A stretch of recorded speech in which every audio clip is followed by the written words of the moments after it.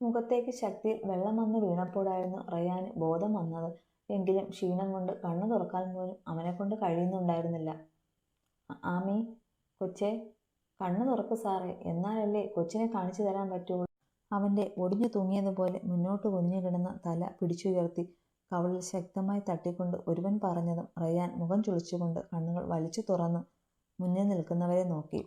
1-2 നിമിഷത്തെ ശ്രമങ്ങൾക്കൊടുവിൽ മുന്നിൽ നിൽക്കുന്നവർ ആക്സിഡന്റ് നടന്ന സ്പോട്ടിൽ നിന്ന് തന്നെ എടുത്തുകൊണ്ടു പോകാൻ വികാസ് വിളിച്ചു വരുത്തിയവരാണെന്ന് അവൻ തിരിച്ചറിഞ്ഞിരുന്നു. ബോധം മറഞ്ഞു പോകുന്നതിനെ വെറിയോടെ തന്നെ നോക്കി നിൽക്കുന്ന വികാസിനൊപ്പം ഇവന്മാരെയും കണ്ട കാര്യം അവനൊരു നെടുവീർപ്പോടെ ഓർത്തു.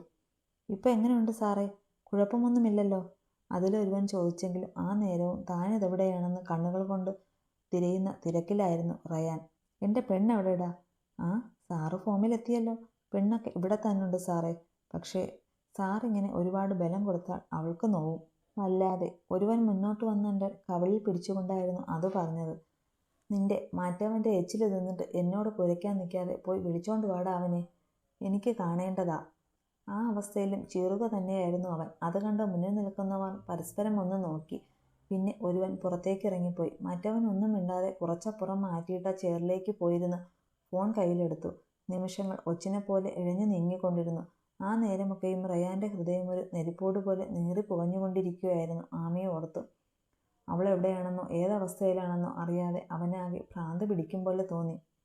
ആ, ഉണർന്നോട്ടെ ചങ്കേ? പുച്ഛം നിറഞ്ഞ വികാസിൻ്റെ ചോദ്യമായിരുന്നു അവൻ്റെ ചിന്തകളുടെ ഇഴ മുറിച്ചത്. അവൾ എവിടെടാ ചിറ്റേ? എനിക്കറിയാം, അവൾ നിന്റെ കയ്യിൽ തന്നെയാ പെട്ടതെന്ന്. ഇതാണ് ചങ്കേ നിന്നോട് കളിക്കാനുള്ള എൻ്റെ എനർജി. ഞാൻ മനസ്സിൽ കാണുമ്പോൾ നീ അത് മാനത്ത് കാണും. അതല്ലേ അതിൻ്റെ ഒരു ത്രില്ല്. റയാൻ്റെ തൊട്ടു മുന്നിലായി ഒരു കസേരയിട്ട് അവൻ്റെ മുഖത്തിനരികിലേക്ക് മുഖം ചേർത്തായിരുന്നു വികാസിൻ്റെ ഇരിപ്പ്. നീ പറഞ്ഞത് നേരാടാ, അവളെ പൊക്കിയത് ഞാൻ തന്നെയാ. വികാസിൻ്റെ തുറന്നു പലച്ചതിൽ റയാൻ്റെ കണ്ണുകളൊന്നു പിടഞ്ഞു. അവളുടെ അവസ്ഥ എന്തായിരിക്കുമെന്ന് ഓർത്തിട്ട് ഉടൽ വിറച്ചു. ആ, ഇങ്ങനെ പേടിക്കില്ലേടാ ചങ്കേ. അവൾ നിന്റെ പെണ്ണെന്നും നിന്റെ ഉയിര് അവളിൽ ഇരിക്കുന്നതാണെന്നും എനിക്കറിഞ്ഞൂടെ? ആ അവളെ ഞാൻ നോവിക്കൂ? ഇല്ലട ചങ്കേ, ഒരിക്കലുമില്ല. സ്നേഹിക്കേ ഉള്ളൂ. അതല്ലേ നിന്നെ കൊണ്ടിട്ടേക്കുന്ന പോലെ ഇവിടെ ഒന്നും കൊണ്ടിടാതെ അവളെ ഞാനെൻ്റെ ബെഡ്റൂമിൽ തന്നെ കൊണ്ട് കിടത്തിയേക്കുന്നേ. ഡാ ചേച്ചേ, ദേഷ്യപ്പെടല്ലേ ചങ്കേ.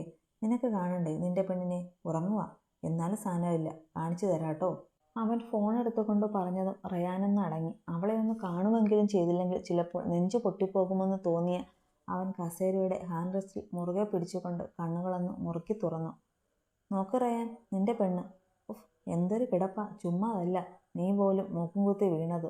നാവ് നീട്ടി ചുണ്ട് നനച്ചുകൊണ്ട് അവൻ പറഞ്ഞതും റയാൻ കണ്ണുകൾ ഇറുക്കി അടച്ചു കളഞ്ഞു. ഛേ, ഇങ്ങനെ ഫീലാവാതെ ഇങ്ങോട്ട് നോക്കടാ ചങ്കേ. വികാസ് അവൻ്റെ കവിളിൽ പിടിച്ചുകൊണ്ട് ചിരിച്ചു. ആ നിമിഷ നേരം കൊണ്ട് ആമിയുടെ മുഖം മനസ്സിലേക്ക് നിറച്ച റയാൻ കണ്ണുകൾ വലിച്ചു തുറന്ന് ഫോണിലേക്ക് നോക്കി. വികാസ് പറഞ്ഞതുപോലെ തന്നെ അവളേതോ ബെഡ്റൂമിൽ തന്നെയാണ് കിടക്കുന്നത്. താൻ കോളേജിൽ കൊണ്ടുവിടുമ്പോൾ ധരിച്ചിരുന്ന അതേ വേഷം തന്നെയാണ്.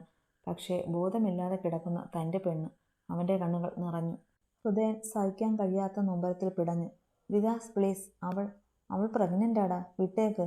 നിനക്കെങ്ങനെ വേണമെങ്കിലും പക തീർക്കാം. അതിന് ഞാൻ നിന്ന് തരാം. പക്ഷേ അവളെ വിട്ടേക്കടാ. തൻ്റെ തൊട്ടടുത്ത് തന്നെ എവിടെയോ തടവിൽ കിടക്കുന്ന തൻ്റെ പെണ്ണിനെ കാക്കാൻ കഴിയാത്ത നിസ്സഹായതയിൽ കരഞ്ഞു പോയിരുന്നു റയാൻ. പക്ഷേ അവൻ്റെ ആ കണ്ണുനീരിന് പോലും വികാസിൽ ഒരു ലഹരിയായിരുന്നു നിറച്ചത്.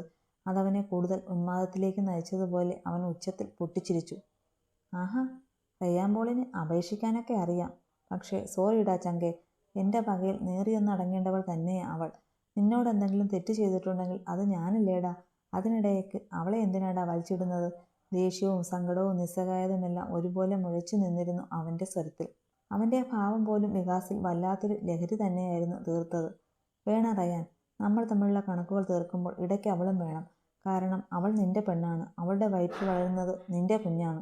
ഭ്രാന്ത് പിടിച്ചതുപോലെ കടപ്പല്ല് ഞെരിച്ചുകൊണ്ട് പറയുന്നവൻ്റെ മുഖത്തേക്ക് നോക്കിയിരിക്കുമ്പോൾ ആമിയെയും ഒപ്പം കൂട്ടാൻ കൊതിച്ചു തുടങ്ങിയ നിമിഷത്തെ പോലും ചപിച്ചു പോയിരുന്നു റയാൻ. കാരണം തൻ്റെ ജീവിതത്തിലേക്ക് വന്നതുകൊണ്ടാണ് അവൾക്ക് ഇങ്ങനെയൊക്കെ സംഭവിച്ചതെന്ന് അവൻ്റെ ഉള്ളിലിരുന്ന ആരോ ഉറക്കെ വിളിച്ചു പറഞ്ഞുകൊണ്ടിരുന്നു. സ്വന്തം മനസാക്ഷി പോലും കുറ്റപ്പെടുത്തും പോലെ അവൻ്റെ ഹൃദയം നീറിപ്പുകഞ്ഞു. അയ്യേ, ഇപ്പോഴേ ഇങ്ങനെ കരഞ്ഞാലോ? ഇനിയും എന്തൊക്കെ കാണാൻ കിടക്കുന്നു. അന്നേരം പൊഴിക്കാനും കൂടി കുറച്ച് കണ്ണുനീര് ബാക്കി വെച്ചേക്കടാ റയാൻ പോളെ. നീ പേടിക്കണ്ട, നിന്നെ ഞാൻ കൊല്ലില്ല. പക്ഷേ നിന്റെ പ്രാണനിരിക്കുന്നപ്പോൾ ആത്മിക എന്ന പെണ്ണിലും അവൾ വയറ്റിൽ ചുമക്കുന്ന ജീവനിലുമാണെന്ന് എനിക്ക് ഉറപ്പാ. ആ 2 ജീവനും ഈ ഭൂമി വിട്ടിട്ട് നിന്നെ ഞാൻ ഇവിടുന്ന് പുറത്തു വിടത്തുള്ളൂ റയാൻ. ഡാ, നീ കുറിച്ചു വെച്ചോ. എൻ്റെ നെഞ്ചിലൊരു പിടപ്പെങ്കിലും ബാക്കി നിൽക്കുമ്പോൾ എൻ്റെ പെണ്ണിനോ കുഞ്ഞിനോ ഒരു പോറലെങ്കിലും പറ്റിയ നിന്നെ ഞാൻ. സഹി കെട്ടതുപോലെ കസേരയ്ക്ക് പിന്നിലേക്ക് വച്ച് കെട്ടിയിരുന്ന കൈകളിലെ കെട്ട് വലിച്ചു പൊട്ടിക്കാൻ ശ്രമിച്ചുകൊണ്ട് റയാൻ അലറി. പക്ഷേ അപ്പോഴും വികാസ് ചിരിക്കുക തന്നെയായിരുന്നു. അതേ ചിരിയോടെ തന്നെ അവൻ റയാൻ്റെ അരികിലേക്ക് ചെയർ വലിച്ചിട്ടിരുന്നു. പക്ഷേ പിന്നെ സോക്സിനുള്ളിൽ നിന്നും ഒരു പേനാക്കത്തി വലിച്ചു ഊരിയെടുത്തു. വേദനിക്കുന്നുണ്ടോ റയാൻ? അവളെപ്പറ്റി പറഞ്ഞപ്പോൾ, നിന്റെ കുഞ്ഞിനെപ്പറ്റി പറഞ്ഞപ്പോൾ നിനക്ക് വേദനിക്കുന്നുണ്ടോ? നിന്റെ ചങ്ക് ഇതുപോലെ നീറുന്നുണ്ടോ? ചോദ്യത്തിനൊപ്പം തന്നെ കയ്യിലിരുന്ന കത്തി കൊണ്ട് റയാൻ്റെ നെഞ്ചിലൂടെ അവനൊന്ന് വരഞ്ഞു വിട്ടു. പറ റയാൻ, നോവുന്നോ നിനക്ക്? അവളെയും നിന്റെ കുഞ്ഞിനെയും പറഞ്ഞപ്പോൾ നൊന്തോ നിനക്ക്? വികാസ് വീണ്ടും ചോദിച്ചുകൊണ്ട് കത്തി പ്രയോഗിച്ചെങ്കിലും ഇത്തവണ റയാനിൽ നിന്ന് പ്രതികരണമൊന്നും ഉണ്ടായില്ല. അവൻ കണ്ണുകൾ മുറുക്കി നൊമ്പരം കടിച്ചമർത്തി. അവളെക്കുറിച്ച് പറഞ്ഞപ്പോൾ തന്നെ നിനക്കിത്ര നൊന്നെങ്കിൽ എന്നെ സ്നേഹിച്ചതിൻ്റെ പേരിൽ നീ കൊന്ന എൻ്റെ മാനസയും കുഞ്ഞിനെ ഓർക്കുമ്പോൾ ഞാൻ എത്ര നോവണമെടാ?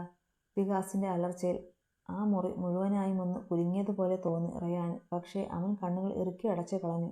വർഷങ്ങൾക്കപ്പുറം അവനിൽ നിന്ന് വീണ്ടും അതേ പല്ലവി കേൾക്കെ ഹൃദയം പിടഞ്ഞു പോയിരുന്നു റയാന്.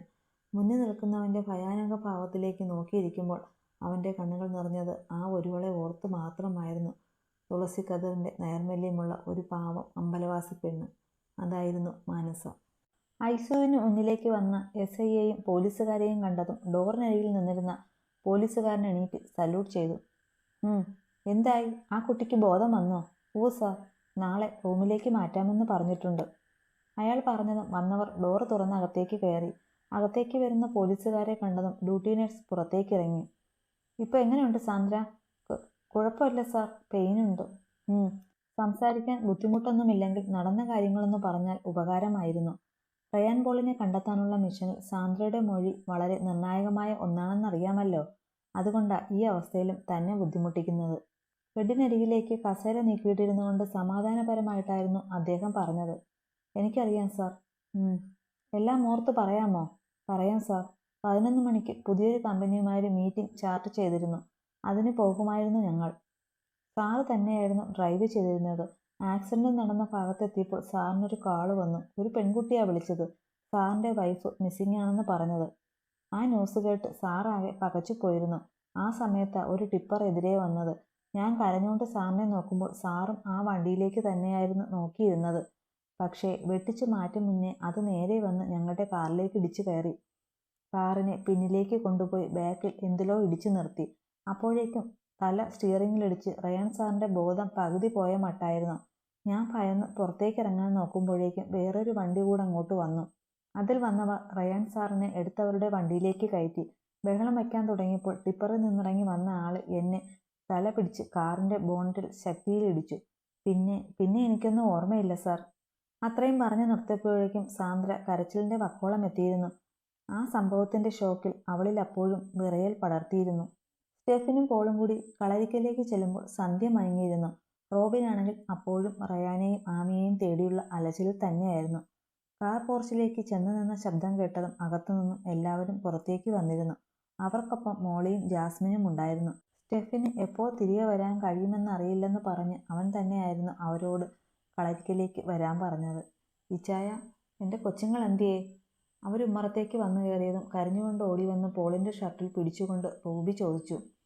നീ ഇങ്ങനെ കരഞ്ഞാൽ എങ്ങനെയാ റൂബി? അന്വേഷിച്ചു കൊണ്ടിരിക്കുവല്ലേ? അവരെവിടെയായാലും കണ്ടെത്തും. നീ സമാധാനപ്പെട്. ഞാനെങ്ങനെ സമാധാനപ്പെടാനാ ഇച്ചായ? ആമി മോള് തനിച്ചാന്നോ? വയറ്റിലൊരു കുഞ്ഞും കൂടുള്ള സമയത്ത് ഇതെന്നൊക്കെയാ നടക്കുന്നേ?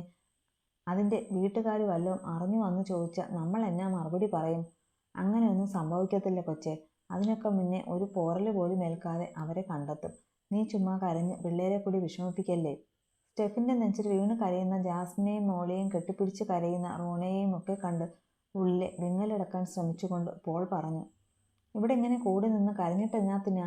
എല്ലാവരും വന്ന് വല്ല വെള്ളവും കുടിക്കാൻ നോക്ക്. അല്ലെങ്കിൽ പിള്ളേരിങ്ങ് വരുമ്പോഴേക്കും ഇവിടെ എല്ലാവരും തളർന്നു വീണു പോകും. നെഞ്ചിൽ ഭയം തളം കെട്ടി നിൽക്കുകയായിരുന്നുവെങ്കിലും ആരെങ്കിലും ഒന്ന് നേരെ നിൽക്കണമെന്ന് തോന്നല്ലോ എന്തോ മോളി പറഞ്ഞു. പിന്നെ അടുക്കളയിലേക്ക് നടന്നു. അവർക്ക് പിന്നാലെ തന്നെ എല്ലാവരും അകത്തേക്ക് കയറി. എന്നാലും അവരെവിടെയായിരിക്കും ഇച്ചായ? ഉമ്മറത്ത് തങ്ങൾ മാത്രം തനിച്ചായതും ജാസ്മിൻ വിതുമ്പി. ഒന്നുമില്ലടി, അവർക്കൊന്നും സംഭവിക്കത്തില്ല. നമുക്ക് കണ്ടെത്താം. ഞങ്ങൾ കുറച്ചുകൂടെ അവളുടെ കാര്യത്തിൽ ശ്രദ്ധ കാണിക്കേണ്ടതായിരുന്നു.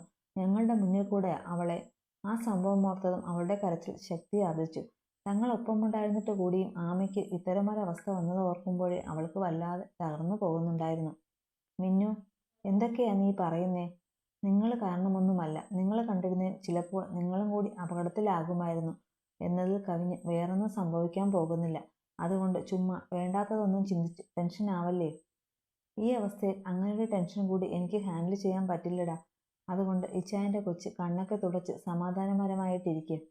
സ്റ്റെഫിൻ അവളുടെ മുഖം കൈക്കുമ്പിളിലെടുത്ത് കണ്ണുനീർ തുടച്ചു കൊടുത്തു. അപ്പോഴും ജാസ്മിനിൽ നിന്ന് നേർത്ത തേങ്ങലുകൾ വന്നുകൊണ്ടേയിരുന്നു. കീത്തു എപ്പോഴാ പോയത്?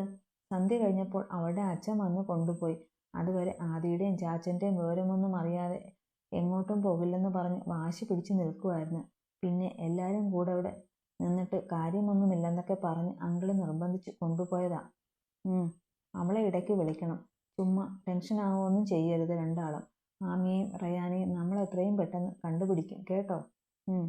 ചെന്ന് ഇച്ചായൻ ഇത്തിരി വെള്ളം എടുത്തുകൊണ്ട് വന്നേ. ഞാൻ റോബിച്ചായനെ ഒന്ന് വിളിച്ചു നോക്കട്ടെ. പറഞ്ഞിട്ട് അവൻ ഫോൺ എടുത്തതും ജാസ്മിൻ മുഖമമർത്തി തുടച്ചുകൊണ്ട് അകത്തേക്ക് നടന്നു. സ്റ്റെഫി റോബിൻ്റെ നമ്പർ എടുത്ത് അതിലേക്ക് ഡയൽ ചെയ്യാൻ തുടങ്ങിയതും റോബിൻ്റെ കോൾ തിരികെ വന്നതും ഒരേ നിമിഷം തന്നെയായിരുന്നു. ആ കാളവൻ്റെ ഉള്ളിലൊരു പിടച്ചിൽ തീർത്തെങ്കിലും വിറയാർന്ന കൈകൾ കൊണ്ട് ആൻസർ ബട്ടണിൽ അമർത്തിയിട്ട് സ്റ്റെഫിൻ ഫോൺ ചെവിയിലേക്ക് വെച്ചു. സ്റ്റെഫി, നീ പെട്ടെന്ന് സ്റ്റേഷൻ്റെ അടുത്തോട്ട് വാ. ഞാനിവിടെ ഉണ്ട്. കോൾ എടുത്ത് ഹലോ പറയും മുമ്പേ കേട്ട റോബിൻ്റെ വാക്കുകൾ സ്റ്റെഫിനെ ഒന്നുലയ്ക്കാൻ പാകത്തിലുള്ളതായിരുന്നു.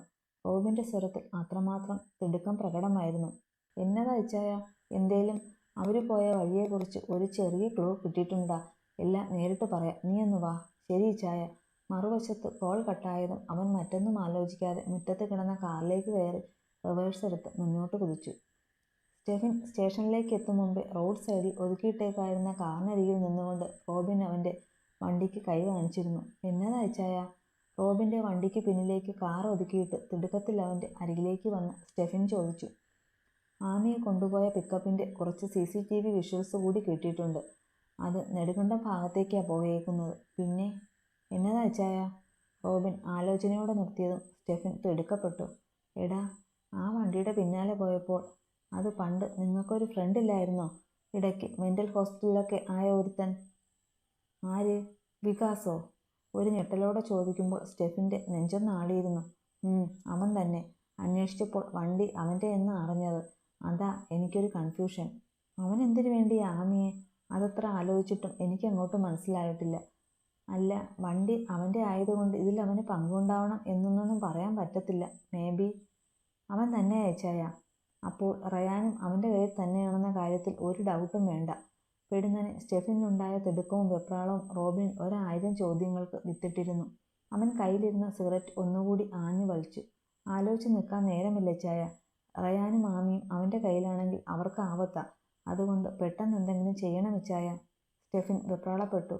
അതുകൂടിയായപ്പോൾ താനറിയാത്ത എന്തൊക്കെയോ കൂടി ഇതിൻ്റെയൊക്കെ പിന്നിലുണ്ടെന്ന് ബോധ്യമായ റോബിൻ പെട്ടെന്ന് തന്നെ ഫോണെടുത്ത് ആരെയോ വിളിച്ച് വികാസിൻ്റെ ഡീറ്റെയിൽസ് എടുക്കാൻ പറഞ്ഞേൽപ്പിച്ചു. ശേഷം സ്റ്റെഫിൻ്റെ മുഖത്തേക്ക് തന്നെ സൂക്ഷിച്ചു നോക്കി നിന്നു. എന്തൊക്കെയാ സ്റ്റെഫി ഈ നടക്കുന്നത്? ഒരു കാലത്ത് ഒരു മനസ്സായി കഴിഞ്ഞിരുന്നവരാ നിങ്ങൾ മൂന്നാളും. പിന്നീട് ജീവിതത്തിലുണ്ടായ മാറ്റങ്ങൾക്കിടയിൽ അവനെവിടെയോ അപ്രത്യക്ഷനായി. എന്നിട്ടിപ്പോൾ വർഷങ്ങൾക്ക് ശേഷം ഇങ്ങനെയൊരു തിരിച്ചുവരവുണ്ടാകാനും മാത്രം എന്താ നിങ്ങൾക്കിടയിൽ സംഭവിച്ചത്? ആമിയെ അവനെന്തിനാ? റോബിൻ അസ്വസ്ഥതയോടെ നെറ്റിയമർത്തി തടവിക്കൊണ്ട് ബോണറ്റിൽ കൈമുട്ട് കൂട്ടി കുനിഞ്ഞു നിന്നു. സ്റ്റെഫിനും വല്ലാത്തൊരവസ്ഥയിലൂടെയായിരുന്നു അപ്പോൾ കടന്നു പൊയ്ക്കൊണ്ടിരുന്നത്. കാരണം എന്തു പറയണമെന്നോ എങ്ങനെ പറയണമെന്നോ അവനപ്പോൾ നിശ്ചയമൊന്നും ഉണ്ടായിരുന്നില്ല. സ്റ്റെഫി, നിന്നോടാ ഞാൻ ചോദിക്കുന്നത്. ഇതിൽ കേട്ടതും അറിഞ്ഞതും മാത്രമല്ല, മറ്റെന്തൊക്കെയോ കൂടിയുണ്ടെന്ന് എനിക്കിപ്പോൾ ഉറപ്പായി. പക്ഷേ അതെന്താണെന്ന് വ്യക്തമായി അറിഞ്ഞാലേ റയാൻ്റെയും ആമിയുടെയും കാര്യത്തിൽ എന്തെങ്കിലും ചെയ്യാൻ കഴിയൂ. അതുകൊണ്ട് എന്തു തന്നെ ആയാലും അതെനിക്ക് അറിഞ്ഞേ പറ്റൂ. റോബിൻ കാർക്കശ്യത്തോടവൻ്റെ കണ്ണിലേക്ക് നോക്കി നിൽക്കുമ്പോൾ മനഃപൂർവ്വം മറന്നു കളഞ്ഞ ഏടുകളെ ചികഞ്ഞെടുത്തുകൊണ്ടിരിക്കുകയായിരുന്നു സ്റ്റെഫിൻ.